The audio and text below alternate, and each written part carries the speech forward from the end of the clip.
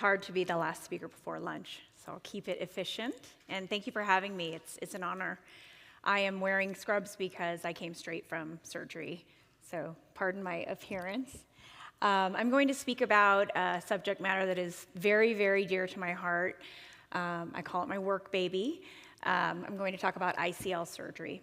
And, you know, with the introduction of EVO ICL, which is kind of the best state that the ICL has ever been in as far as safety, I'm really hoping that you guys will, if you're not already considering it or not already doing EVO ICL surgery, please consider it as a surgery to put into your toolbox because, you know, you guys are, many of you are probably anterior segment lens-based surgeons, and you know how to work inside the anterior segment. Some of you may not feel comfortable with corneal refractive. Maybe you feel like you've missed that boat and you don't want to, like, you know, learn how to do LASIK and that sort of thing. But, you know, this is something that your skill set is perfect for, implantation of ICLs. And it's not just for the super high myopes anymore. It's really for truly anyone who wants a reversible type of refractive surgery that is as low as about a -250 spherical equivalent at manifest plane. So it's much lower than you would think. So these are my relevant disclosures, really just being Star Surgical on this list, and also Sonomed at the bottom, which is a measurement tool that I use. I'll go over briefly at the end of my talk. So basically, we'll talk about briefly about what is an ICL, about candidacy for ICL patients, what's the preoperative testing requirement, super similar to cataract surgery. The ICL sizing is the big elephant in the room. Everybody's worried about sizing correctly, and so I can give you some tips on that. And then ICL surgery is kind of the simple part for cataract surgeons. There's some differences, but much more similarity than you would think. And then the postoperative care, again, very similar to cataract surgery. So ICL surgery I talked about is my labor of love. It's definitely one of my favorite types of refractive surgery, really kind of reserved for our younger patients who are generally pre-presbyopic. Kind of like LASIK though, right? You don't want to do LASIK on someone who's, you know, strongly presbyopic because they'll be potentially very disappointed with their outcome when they realize they switch one set of glasses for another. So, but it's really a wonderful way that for our patients, they're getting savvier and savvier with their access to knowledge, open evidence, the internet, where you know, they do their research and they come to you. And there are also folks who are just sort of never LASIK people. They just don't want LASIK. There's something about it. And so this is a nice, it's nice to be able to present an alternative that the key is reversible. What's left for the patient if you take an ICL out is a clear corneal wound scar and a small paracentesis scar. But other than that, if you do it properly, you're able to you know, bring the patient right back to their myopia if you remove their lens. It's interesting, I do a lot of LASIK and I do a lot of ICL surgery. I probably do over 200 ICL surgery eyes a year. And these patients are just another level of happy compared to my corneal refractive patients. Perhaps it's because you know, some of them truly are high myopes and know that they didn't have any other option, so they're grateful. But even my patients who are a -4, they're so happy. They're so happy with the quality of their vision.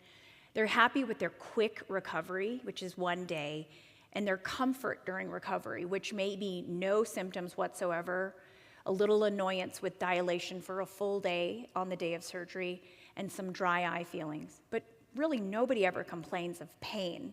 That would be very rare to see in our patients.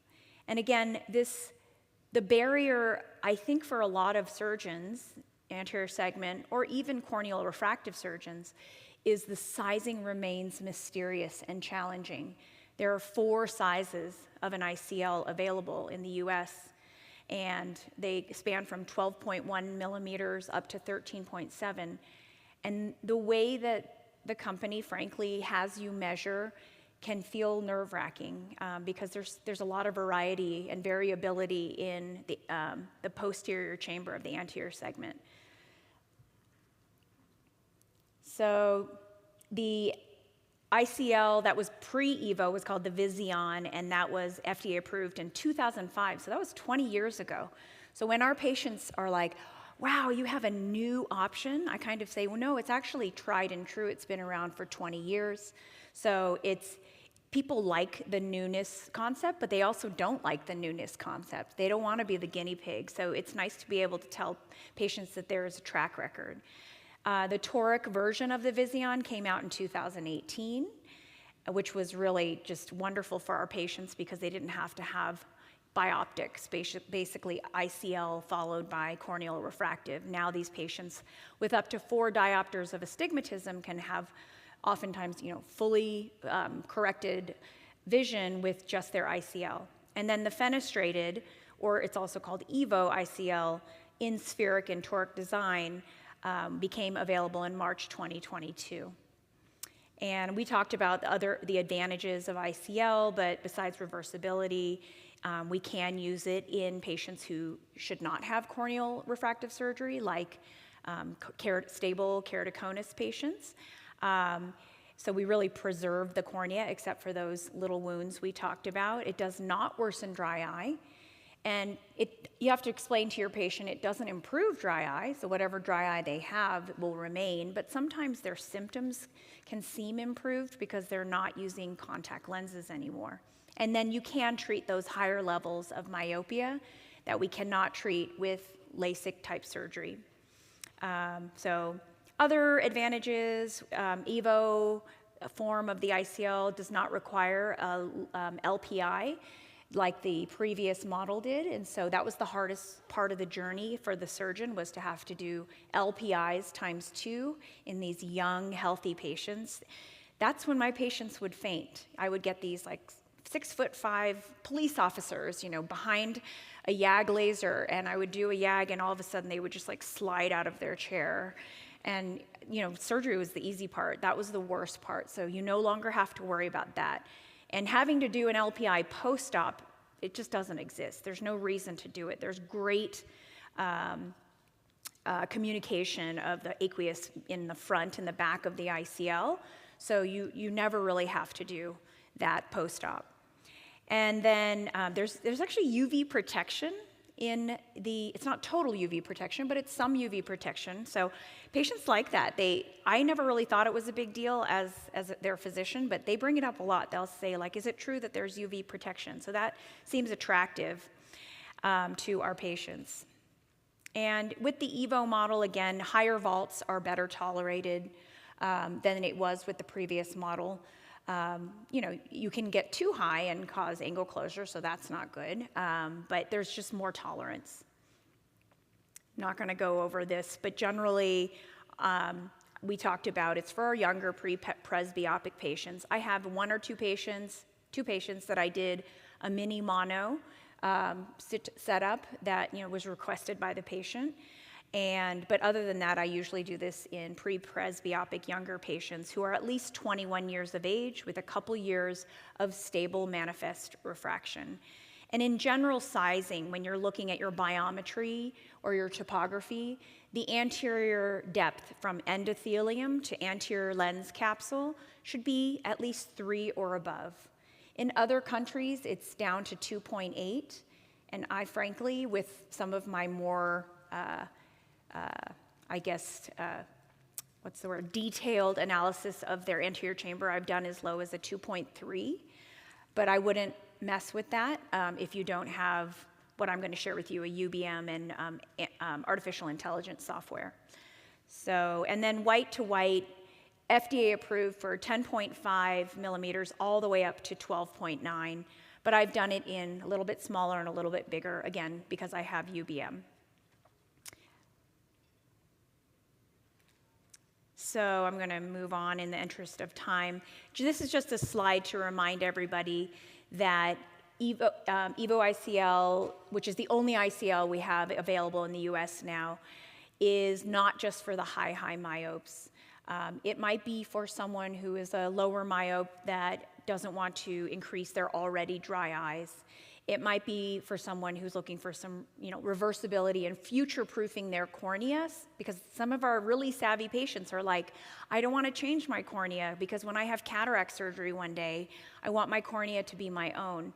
It's amazing the patients that you'll meet when you start doing ICL surgery and how incredibly educated they are. So our workup, basically, when they come to see you for a consultation, a lot of times you might meet these patients at an annual eye exam. Someone who wears contact lenses is telling you that they're sick of their contacts, that they want to get out of them. And you hear that statement and you should automatically think, well, gosh, we have this great surgery. Have you ever heard of it? It's EVO ICL. So when you do their actual consultation, it's good to get them out of their contacts for about at least a week and get them lubricating just like you would with cataract surgery. You want to do a great manifest. A cycloplegic refraction, I think, is helpful. There are some patients, 10% or less, who, you learn a lot from their cycloplegic refraction. I know a lot of people don't do that with LASIK workups anymore, but, I would consider doing it for ICL because I've had patients where I didn't really listen to the cyclo, they were over-minused, and when I put in their ICLs, they were presbyopic. So I had to explant, which is very quick and easy once you learn how to do it, and then, put in a lower minus prescription for them, and then they were very, very happy. You want to do topography, of course, full dilated slit lamp examination. These myopes sometimes have lattice. You want to make sure that they're you don't have any atrophic holes they should be treated for.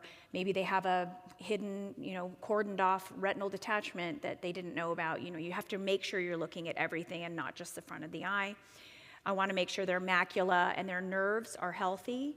I want to take a look at their angle, which I do with OCT. I don't do gonio in these patients. And then I will do, finally, a UBM, which I'll go over in a moment.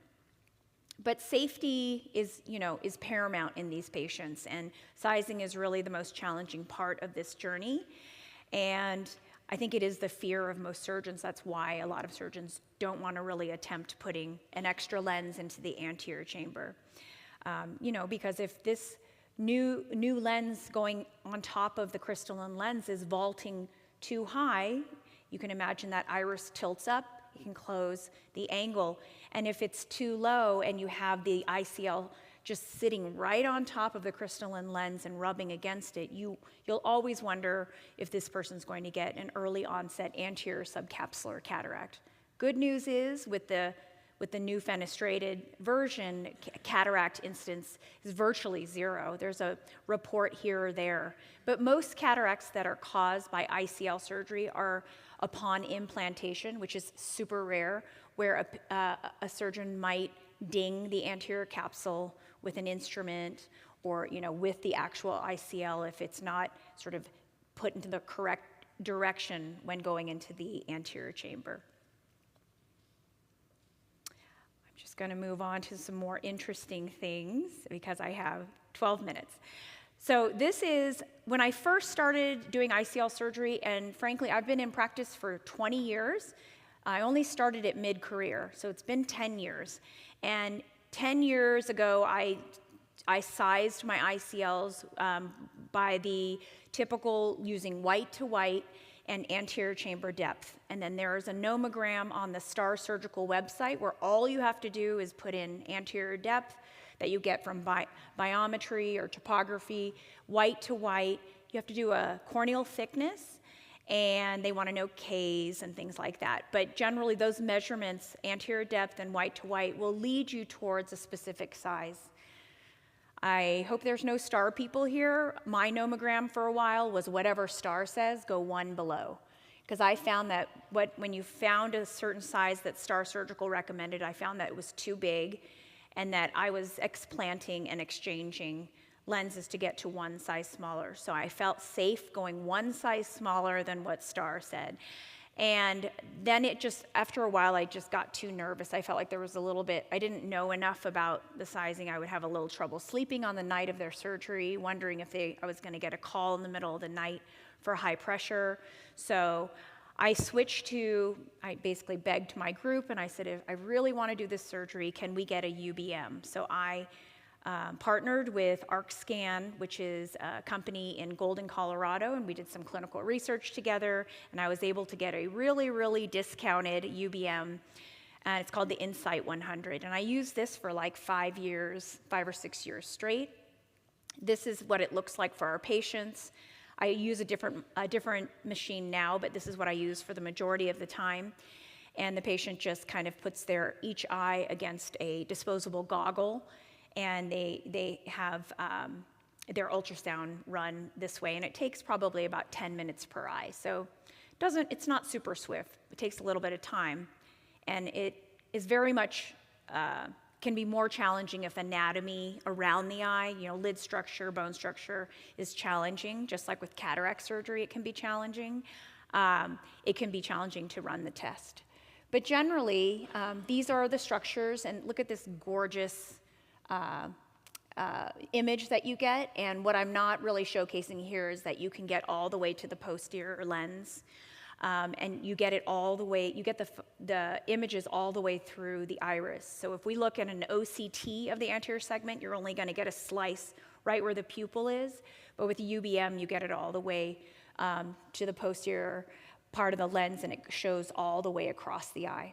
And these are some of the important structures that we look at. We're looking at this either, you can call it AQD or AD. You're looking at the sulcus to sulcus. You're looking at the lens rise between the sulcus to sulcus line and the lens anterior capsule. So there's all these different measurements we would look at, and I would take the measurements. It was very, very, it was a lot of time to decide what size was correct for my patients, but I would put all of these measurements, so there's like 10 or so, into this available free website created by Dr. Dan Reinstein. He's at the London Vision Clinic.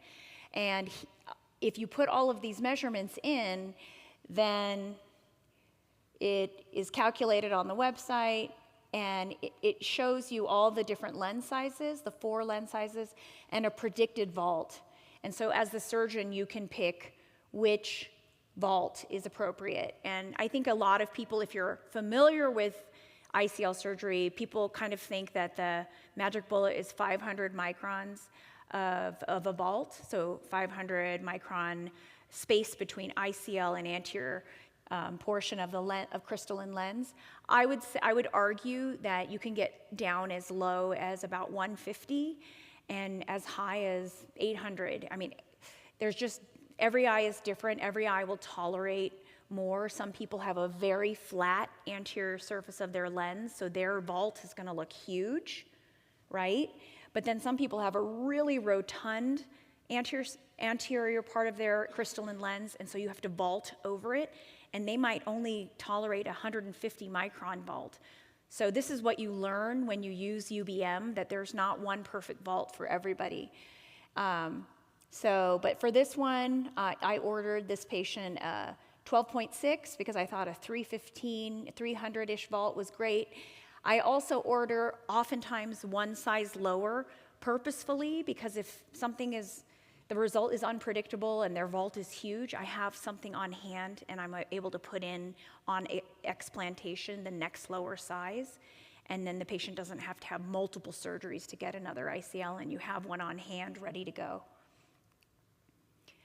This is just my team that surrounds me, that allows me to be super successful in this part of my practice. I have a really dedicated tech who kind of is with me from start to finish. She's also in the OR with me. She does all of my measurements, my UBM measurements, and communicates with my patients to make sure they have like a really great experience the whole way through.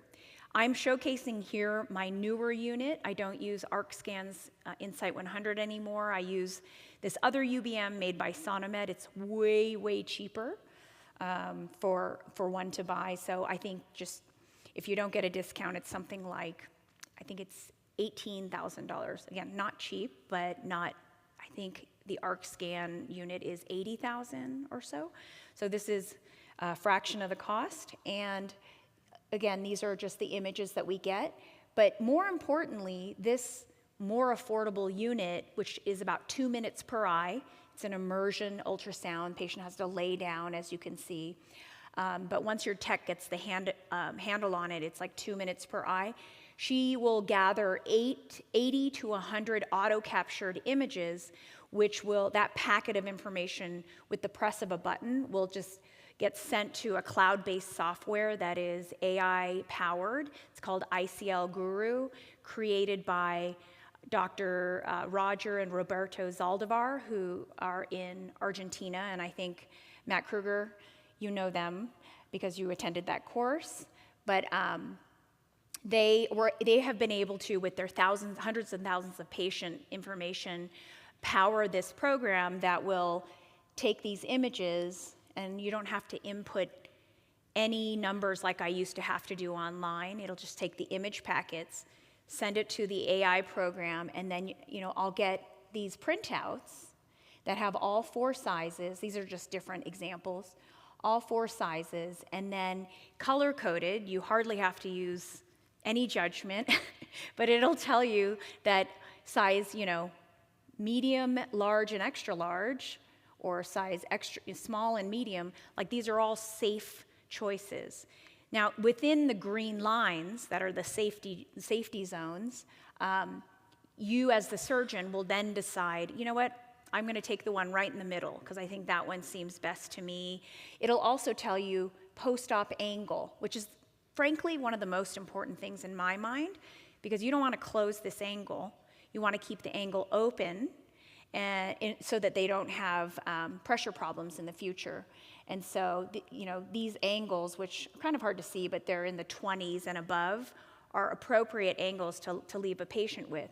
But when you start getting to angles of 12 and 16 and 19, you really better watch out. You definitely don't want to give the magenta one for the patient because that's a hypervault. It's not the vault itself, but it's the fact that you're closing the angle down to 12 degrees, as an example. This patient, the blue means probably safe, so you as a surgeon can decide whether or not to use that. I did use the blue for this patient, and he's doing great. But I watch him more carefully. I see him like every 2 to 3 months for the first year just to make sure he's, staying stable.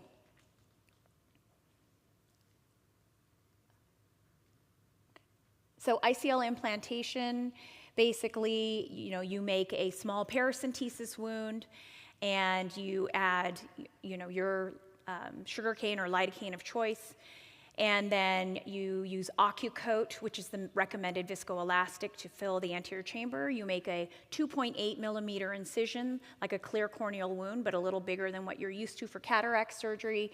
You as the surgeon, you fold up the lens because it's so fragile.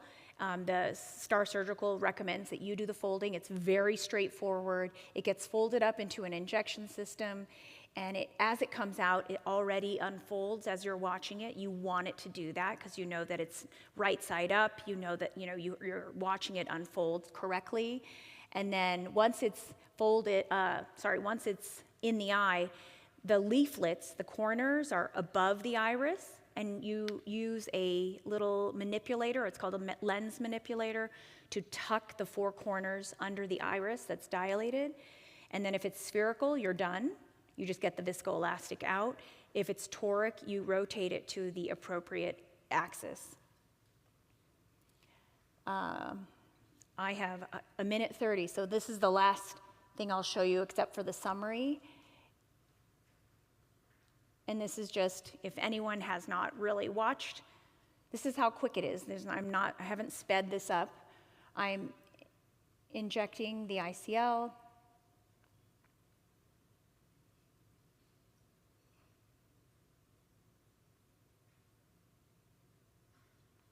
All of this happens within the first minute of surgery. I just made 2 wounds, filled the eye with numbing medication and viscoelastic. I think I'm teaching on this, so I was just pointing out that there was an EVO fenestration in the middle of the lens. There's actually 5 fenestrations in the EVO lens, but there's one that's central, that's kind of the most famous one. And so now I'm putting a little more viscoelastic on top of the lens so I can protect my cornea. Here's my lens manipulator. Kind of hard to see, but there are corners on top of the iris, and I'm just tucking. There's tuck 1.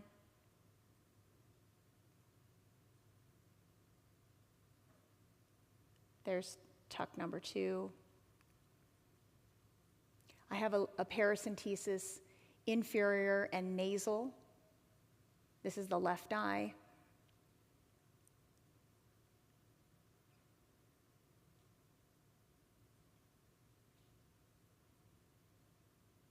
This is the hardest corner for me, as you can see.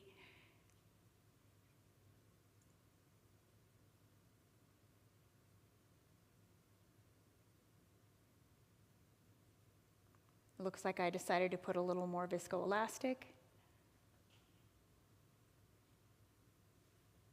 which you should take the time to do things like that for yourself and not try to rush it.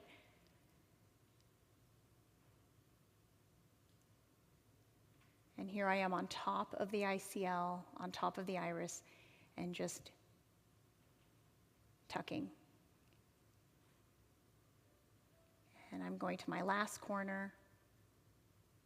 And really taking care to avoid the center of the optic and center of the crystalline lens, frankly. So I'll move on. That was just a video about removing the ICL.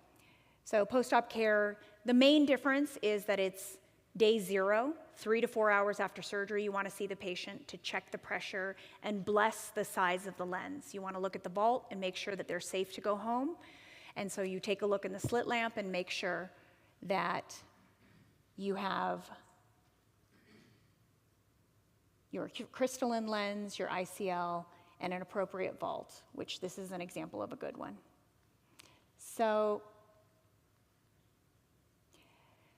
I really just want to impress upon you guys that this is a surgery that if you have never done before, it's not too late, because a lot of you are cataract surgeons, and the skills that we need to build to work in the anterior segment are very similar. It's actually easier. I think people have fear of, dinging the lens, but you're not in there the way you are with cataract surgery. All your instruments are very peripheral. They're not kind of extending over the center of the pupil. So you can learn to do this very safely. The learning curve is very quick. Has anyone done ICL surgery? Could I see a show of hands? A couple? Yeah, so I would encourage, if you're interested in doing it, I'm going to give you my phone number and email. Please feel free to reach out to me, and I would be more than happy to kind of lead you and help you get started on it, okay? And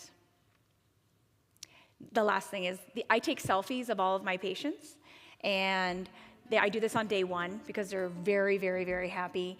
And I keep a collection, and I make collages, I make videos. But these people, we have the ability to change their lives, and this is just a reminder of all the amazing things that we do for our patients.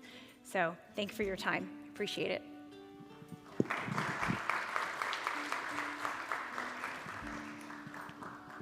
I love all the smiling patients. In the retina practice, very few are smiling.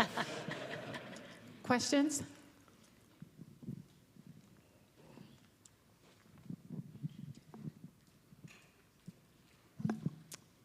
Thank you so much for your talk. So beyond just the operative incidence of cataract formation, which you said was pretty low, do you have any data on like 5 to 10 year risk of cataracts? And then the second question I had was, obviously angle closure is pretty significant to talk about, and the vaulting and everything.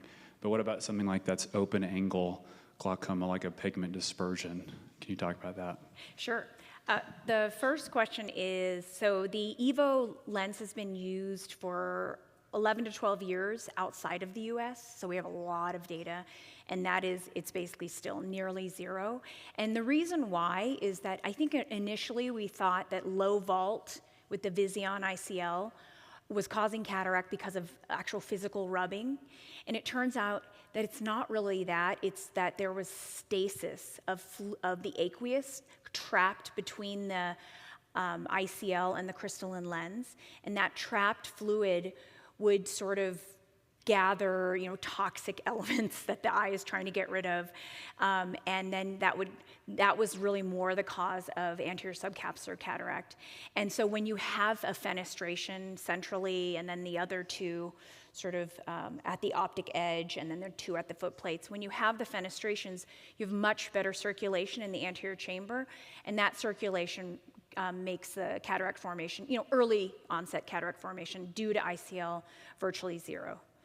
The next question about pigmentary dispersion. So it's not a contraindication to put an ICL in someone who is a glaucoma suspect with open angles and even with mild glaucoma, as long as you are, not putting it in someone with like narrow angle glaucoma or narrow angles in general. It's interesting, there's more and more evidence, and it's very new actually. You know how when you look at a patient with pigmentary dispersion and their iris, instead of, on an OCT, let's say, of the anterior segment, their iris, instead of being straight, will bow backwards? So that happens, right? And then we're aware that the iris will chafe against zonules and anterior lens capsule and then create TIDs. Well, there's very early thought that placing an ICL in patients with pigmentary dispersion could interestingly be even a medical treatment for patients with pigmentary dispersion, because the iris then post-operatively has this nice straight formation. It no longer bends backward. It has this soft collamer that it's rubbing against and not further creating worsening TIDs, and so it might actually be a helpful thing very early. But so it used to really be, party line was don't use it in pigmentary dispersion, but now more research is going into that.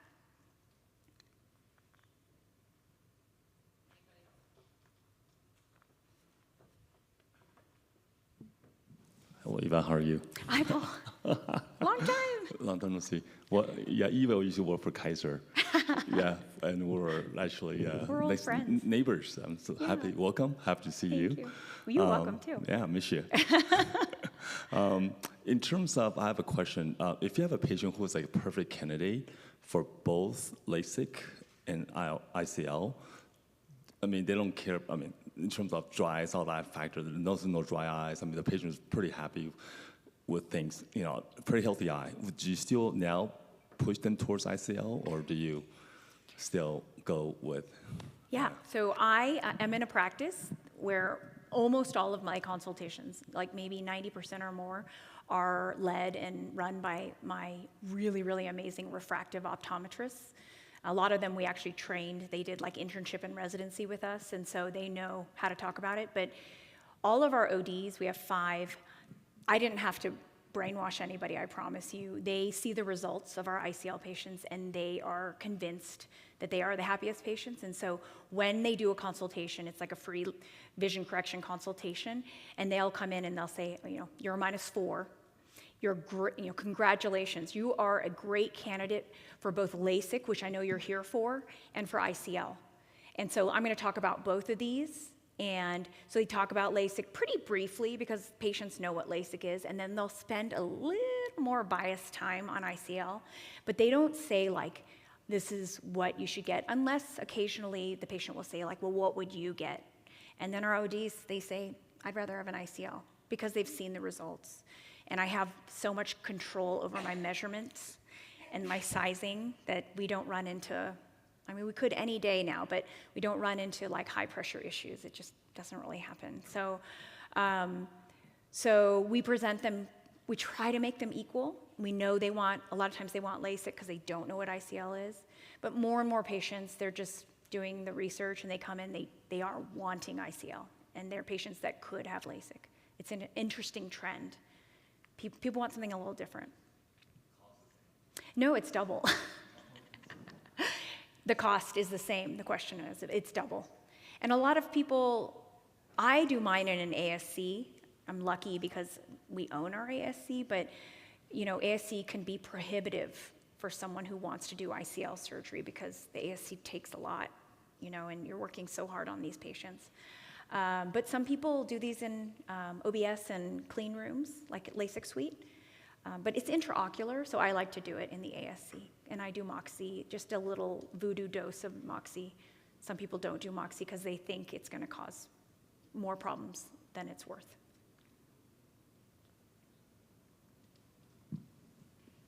Yes?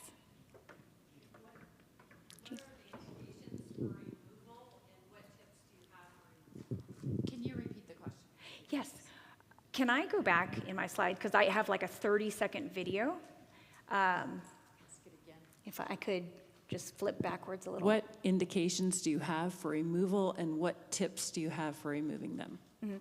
So my main point about removal is if you're going to tell your patient that this is a reversible procedure, then you better mean it. And that means you need to learn how to take out an ICL. So if you have a patient that comes to you, the best is when they have it and they're cataract surgery age. So I'm going to go back. So indications are if they have high pressure that you cannot control medically, you really are sure that you've gotten all the viscoelastic out of their eye. You look at the vault is enormous. You're pretty sure with gonio or anterior segment OCT that you've closed their angle. You need to get that out immediately. That's the emergency. So you need to remove it, and you either let the eye cool down or you just replace it with a smaller size. The tips for removal, so I think the first tip is don't be scared. And you've got to start somewhere, and it's going to be hard the first time you do it. But this is an ICL that I'm removing because he got it 12, 15 years ago. And so I'm putting viscoelastic on top and below through a paracentesis wound, and then I'm going to make a main wound. But, and he got it when he was very young, and he was now 33, and he was like a -3 again, and he didn't have any room for LASIK because he also had LASIK. Like, he got it in LA, they did bioptics, which is ICL with LASIK to get rid of some SIL and some residual myopia. So he had like this journey with his eyes, and then I think he has pathologic myopia, so he wanted to get them replaced, so I took him out, let his eyes rest. But that's how quick it is. So I basically put viscoelastic on top and below. I take an angled McPherson, and I just go right where the optic and the haptic, where the optic edge is. It doesn't matter if it's centrally or that the haptic junction. It's like thicker there, and you just pull it out like a contact lens. That's how thick it is. It's as thick as a contact. That's how it feels. So it's very, very thin compared to an IOL. So I think we probably should move on to the next talk. One more question. Oh, yes. Have you had any patients with dysphotopsia? I've had just one patient out of the many ICLs that he was like really high myope, like -10, and he was kind of like meh at 20/20 plano. And he's like, I see an arc and halo, and his pupil was normal, vault was normal. So we had the discussion, do you want to take it out and do, like LASIK? I mean, he ended up deciding not to. I'm like, I'm happy to remove it, but, the alternative of doing 10 diopters of ablation is quite high. Yeah. Yeah, I'm just wondering if you've had any patients with dysphotopsias. Is this an EVO? Yeah. Okay. So about 100% of my patients have dysphotopsia, and I tell them they're going to have it. I tell them they're going to see a halo. And the good news is that 99+% of the patients, way more than 99%, over time will neuroadapt, just like they neuroadapt to, just the negative dysphotopsia of an IOL. But I think the key is to tell them, to say, you will have like a funny little halo. And it's really nice because actually some of them don't. Like probably about 20% are like, I don't even know what you're talking about. I don't have a halo. But if you preempt it, just like you do with a multifocal with halos and things like that, if you really push it and tell them, they're really happy because they're like, it's not that bad. But if they see it, they don't feel like they're a weirdo. And then you talk about, I'm going to remind you about neuroadaptation, and it gets better. But the final thing is you did exactly the right thing. You say, let's remove it. And they all go, no, it's not that bad. You know, that's always, sometimes people, they just want to tell you what is bothering them, but the reality is they're much happier than they were. And when you tell them you'll take it out, they don't want you anywhere near them. They're like, no, it's not that bad. It's totally fine, I'll get used to it. So nobody has wanted me to take it out for that reason.